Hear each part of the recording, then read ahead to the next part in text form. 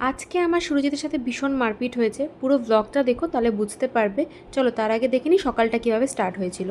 গোটা আলু খেয়েছিস? হ্যাঁ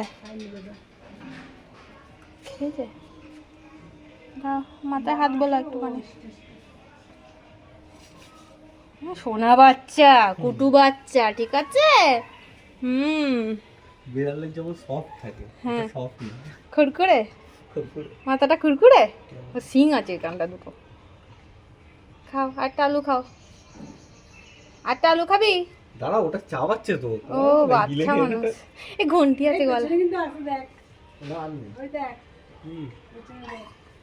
ও বাঘ, বাঘ ভবিষ্যতের বাঘ মাথা খাচ্ছে যেমন। এই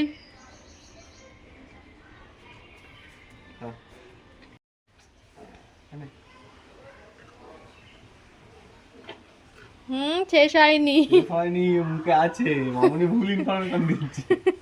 বাচ্চা তো, ওর বয়স বেশি না। মানা ঘন্টিটা বাজিয়ে দাও, একবার বাজিয়ে দাও।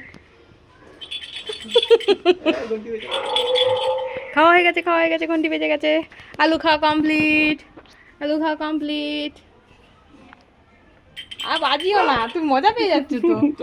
তো তোমরা দেখতেই পেলে যে সকালবেলাটা আমাদের এত সুন্দর করে স্টার্ট হয়েছিল। একটা বাছুর এসেছিল, ওকে আলু আর শশা খাওয়ানো হচ্ছিল। আর ওর মাটা জানো তো আসে প্রত্যেক দিন। তারপরে দেখি আজকে ওর বেবিটাও এসেছে।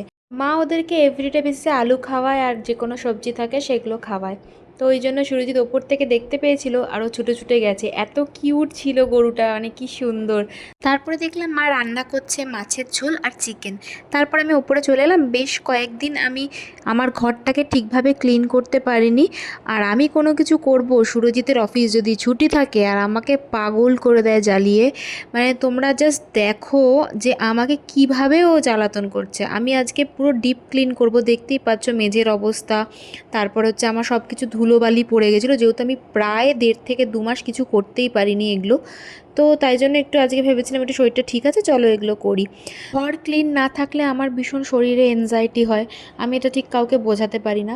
তো এখানে আমি যখন ঘরগুলো ক্লিন করছিলাম তখনও নিচে ছিল, তারপর হঠাৎ ওপরে এসেছে। আর ওপরে আমি কোনো কিছু করছি আর আমাকে জ্বালাবেন, এটা হতেই পারে না।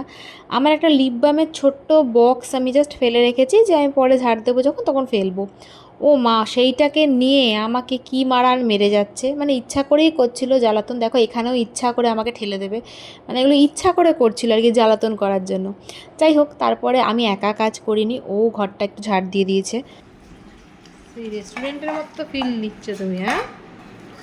কেমন লাগলো নিম পাতাটা খেয়ে?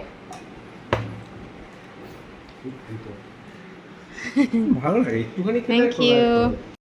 আমরা সংসারে যে কোনো কাজ দুজন মিলে করার চেষ্টা করি, মানে দুজনেরই কিন্তু কন্ট্রিবিউশন সমানভাবে থাকা উচিত একটা সংসারে।